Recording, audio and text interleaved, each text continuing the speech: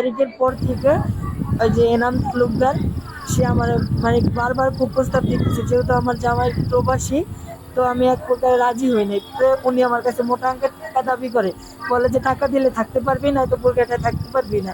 ঠিক আছে, পরে আমি বলছি আমি টাকা দিব না, কারণ আমি কোনো রাজনীতির ভিতরে নাই।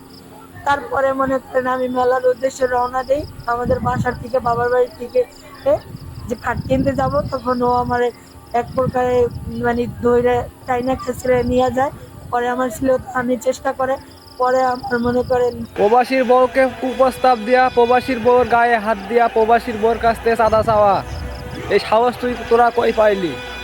এই প্রবাসীর টাকায় তোদের দেশ, তোদের সরকার চলে।